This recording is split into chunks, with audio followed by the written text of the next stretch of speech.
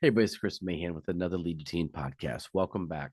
If you caught my last podcast on YouTube, it was a little bit sappy. I was talking about my dad and his issue with alcohol and his addiction, so I did get little sad on that one. But tonight, I want to talk to you about something that is a little bit scary for a lot of people, especially parents with young people, and that is the rise and the concerns of childhood obesity. Now, I know we're not supposed to talk about obesity. We're not supposed to talk about big people. We're not supposed to talk about anything like that because the kids are fluffy or they're just, whatever it might be. But the truth is, obesity in children is a killer. It's a horrible, horrible thing. And it can be prevented. I don't know if you know this or not, but young people today are so large and they have been for so long that it's almost common and normal to have a kid who's overweight or obese, and no one really seems to understand the real dangers of that.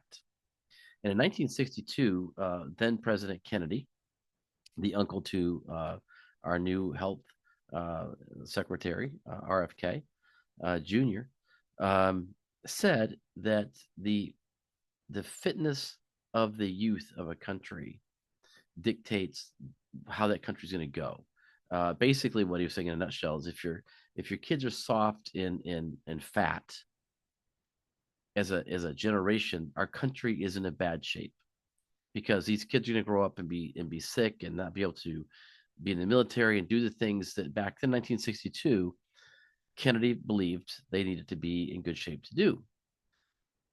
And there's a video of this, and I've shared it on my Facebook page and different things. You can look it up. It's a talk he gave on fitness in America, and it cuts away to all these boys and girls working out and doing things. There's not one of them overweight. They're all in great shape. They're doing push-ups. They're doing all kinds of stuff. Today, our young people could never do a fraction of what they're doing back then. Today, instead of being concerned about childhood obesity, and what I say by childhood, I mean adolescent up to age 24, we seem to embrace it and celebrate it. And I'm not saying that we have to shame our kids to make them feel bad, but I am going to go after parents because you, the parent, enable this behavior. For a lot of parents, it's easier to let your kids sit on a video game all day and eat Pringles and eat pizza and not go outside. And after a while, they gain 10 pounds that year. And then they're 15 pounds overweight. And then before you know it, they're 20 pounds overweight. Now it's just like, well, they're just fluffy. And now they're 50 pounds overweight. And now they're 100 pounds overweight. We have children. I'm looking at a stat right here. 19.7% of children adolescent aged 2 to 19 are obese. 19.7%. 16.1% are overweight. Age groups, obesity rates increase with age from 12.7 to 2-year-olds to 15.2% in 3-year-olds. The highest obesity rates are among adolescents aged 16 to 19 years old with 21.6%. Boys are slightly more obese than girls by 21% to 18.4. And by ethnicity, Hispanic children have the highest rate of obesity at 23.5%. Non-Hispanic white children have the lowest rate at 13.8. Childhood obesity rates have been declining slightly in recent years. However, they remain high compared to historical levels. So it's good we're going down a little bit, but it's still way, way, way too much. Here's some fun facts, childhood obesity fun facts. Let's just see what these are here. This is from the CDC. Many U.S. children have obesity. In 2017, March 2020 to March 2020, the prevalence of obesity among U.S. children and adolescents was 19.7%. This means that approximately 14.7 million youth aged 2 to 19 have obesity. 2-year-olds. There is no reason on God's green earth that a 2-year-old, unless there's a medical condition, should be obese, other than parents are overfeeding and letting them just eat junk at 2. Now think about this. If you equate the body image issues with obesity, that's one factor. Then you got to look at the mental health factor because they don't like who they are. They get stared at. They can't do what other people do. They can't go outside and do different things. They feel like they're being watched when they go to a pool. And I know this because when I work with young people, they tell me this. I'll say, why don't you want to leave your house? Because you got to get a job, right? Well, I'd like to have a job, but I'm afraid to go out. Well, what are you afraid of? Well, people stare at me, they look at me, they judge me. Well, what's your situation? Now, keep in mind, I work with young people on Zoom, so I don't see their body, I don't get into all that. So they tell me, well, I'm a little big. Okay, well, what's a little big? I'll ask. Well, I'm big. Okay, so what do you do to? Are you changing your diet? Are you doing anything to, change this? The amount of excuses that young people give, or their parents will say, well, she can't go do this because of this, or he can't go do that because of that, or, we're not sure what to do with this problem. And it just absolutely amazes me how parents are allowing their children to become so large that they are now having health issues on top of the mental health issues. The health issues range from diabetes to heart problems to uh, hip and joint problems, breathing problems. A lot of the problems that these young people are having are adult aged problems. But because of the weight, lack of activity, and just everything else, all these problems are just now happening to young people. I've been watching these clips online. I don't know the doctor's name. I'm sure you've seen him. It's the My 600-Pound Life clips. They're all over TikTok and whatnot. And this doctor will look at these people that are 800, 900 pounds, 700 pounds, 600 pounds, 1,000 pounds, and tell them you're going to die. You have to stop eating. And they'll say, oh, I'm not eating. I don't know how I'm getting this big. I don't know how I've done it. Then he looks at a mom or a grandmother. He says, what are you feeding them? Well, they're hungry. Some of these people are eating 10 to 15,000 or more calories a day. How? So what happens is they become so fixated on this food that they become angry if they're not fed. So the enabler feeds them just to shut them up, keep them happy. It's a horrible cycle.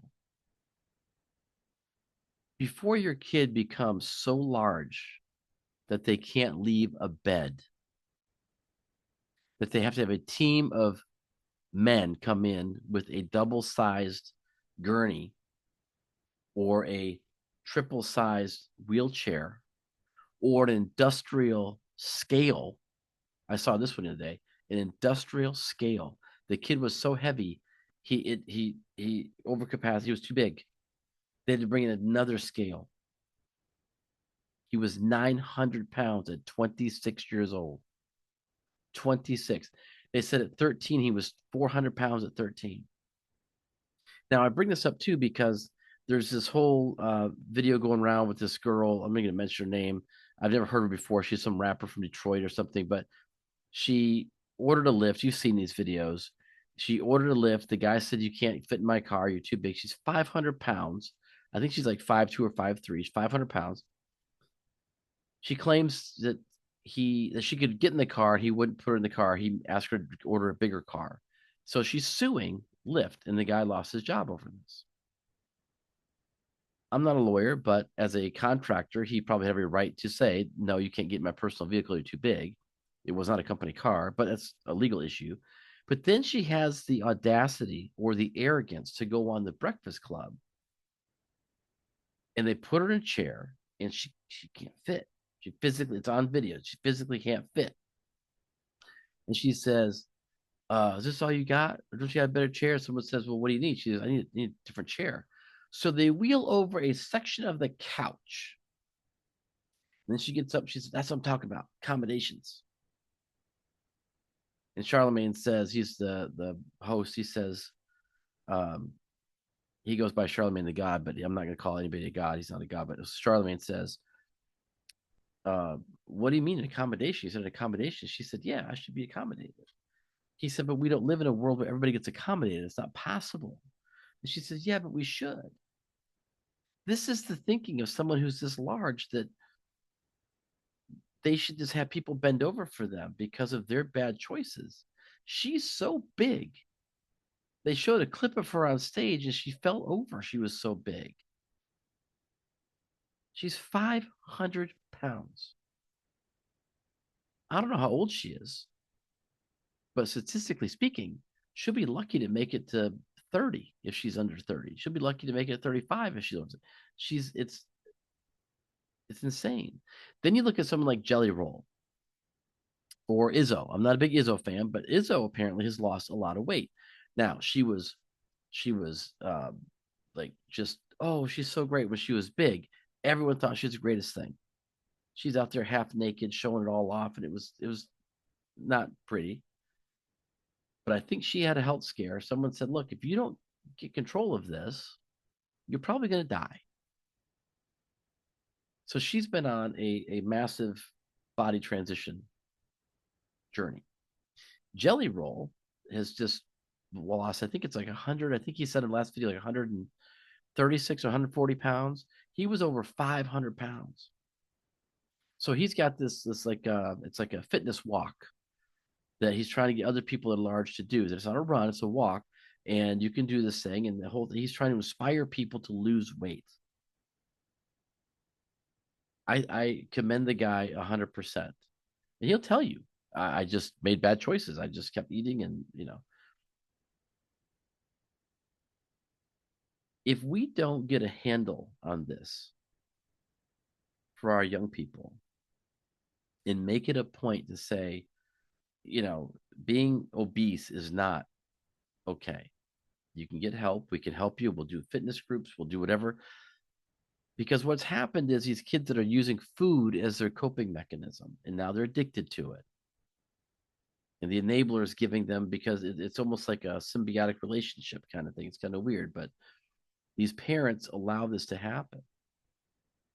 And I've asked parents before, it's like if your kid was on drugs, let's say on heroin or meth or some other just massively dangerous drug, and they were addicted, would you go out and buy them drugs to make it easier for them? Would you enable that behavior? Would you literally support it? And they look at me like, oh, I would never do that. But then you look at parents on the show Intervention, and that's exactly what they do. And I talked about this last week, my last podcast, with my dad, his drinking. My family enabled it because it's easier. Everyone thinks it's easier until there's a massive event, whether it's a DUI for drinking, an overdose for doing drugs, or a massive heart attack or a stroke from being overweight. And then they got to say, well, how did this happen? Oh my gosh, we thought they're doing so good. Because there's people in their life that claim to love them, and yet they're feeding them or enabling them or allowing them to do these horrible, horrible, harmful things to their body, to their life.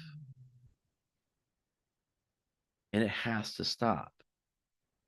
Parental leadership is what this podcast is all about. And I can tell you that being a parental leader is not easy, because you have to make those hard choices. You have to be the bad guy once in a while. And because so many parents, they want to be the friend versus a leader, it makes it hard for them because they have to say no. They have to say no. And you know how many parents won't do that? I can't possibly tell them no. I can't. Oh, do you know how hard it is? Oh, they get mad. They start throwing things. They have tantrums.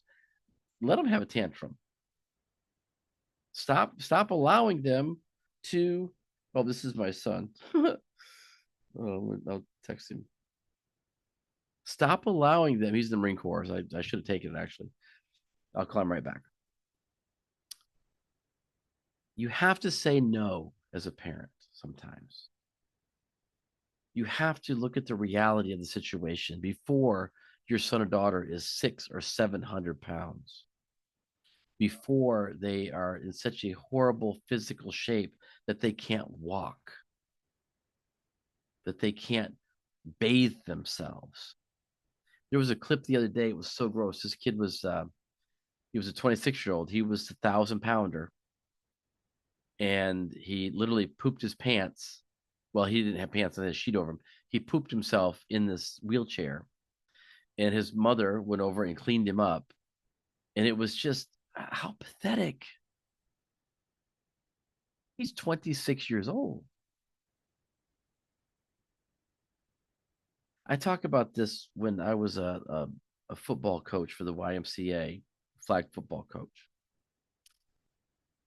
I talk about in the book, and I've added some things to the book.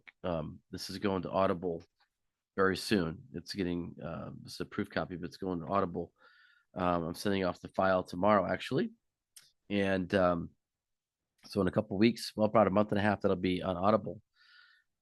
So I've added some new things to it for 2025. I've updated a couple of things that were originally needed to be updated since 2023 when it first came out. But I'm talking about being a coach in the YMCA. And at the Y, they never kept score, which I think is terrible too. Because life keeps score. Kids need to learn how to do that. And they need to learn how to fail to succeed.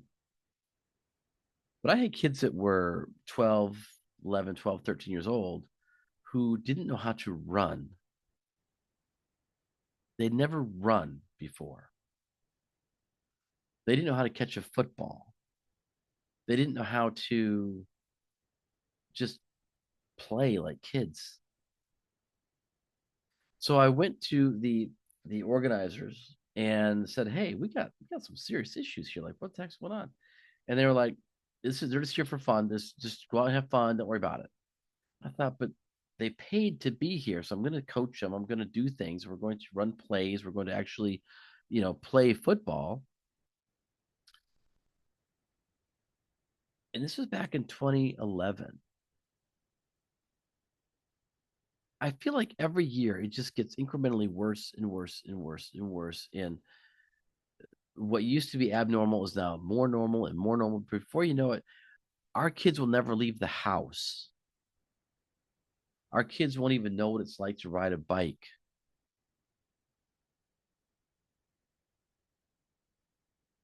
It amazes me that so many parents to nearly 15 million kids, are allowing their children to be imprisoned in their own body. They will never be able to live their full potential at this rate. They will never know what it's like to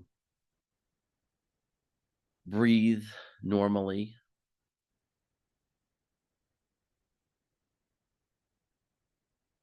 It's frightening to me how many parents just appear to not care.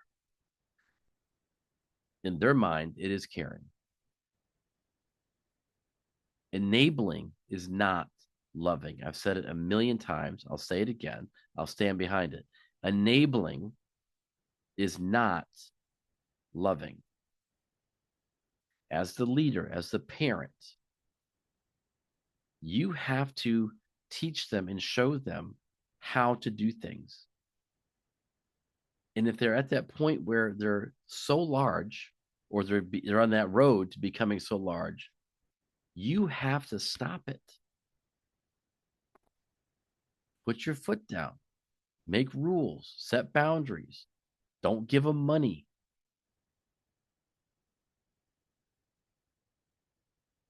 If they want to keep eating, you say, well, you got to go live on your own. Can you afford to do so? No, then you're not doing it. There's no junk food in this house. You're going to go walk. You're going to do something. But here's the key. You can't just tell them to do it. You have to go with them to do it. You have to show them and guide them and be there. Walk that 2 miles with them. Walk that mile with them. Get those 10,000 steps in. Drink that water. Eat those vegetables. Get some weights in the morning and just do some simple arm exercises. Do some simple back exercises. Do little things together as a family so everybody gets in shape. That's leadership. You don't point, that's management. Leadership, you're in front, you're showing, you're doing it. That's what young people need. And if you've got a 2, 3, or 4 year old who's already obese, shame on you. Shame on you. That is child abuse in my book. So think about that. If you've got a young person um, who is on that bubble, and you know they are, don't act like, oh, they're just, no, you know when your kid's overweight. If you were overweight, then more importantly, all of you start working out. Do what you have to do to get in shape. Remember what President Kennedy said: the state of our children, the fate and the fitness of our children is that of our nation. We have to do better. This is our next generation. Think about that. My name is Chris Mahan. You guys have a great night. Any comments or questions, please reach out to me at leadyourteen@gmail.com. That's leadyourteen as in teenager @gmail.com. I'll be happy to speak with you, talk with you, help you. If you need help with this, I will be happy to help you for free. I'll be happy to guide you, get your resources, whatever you need to help you so you can then help your son or daughter. All right. That's my promise to you. As always, I won't charge you um, unless you're paying the butt. No, I'm just kidding. I won't do that. It's all free. I'll talk to you guys later. Have a good night.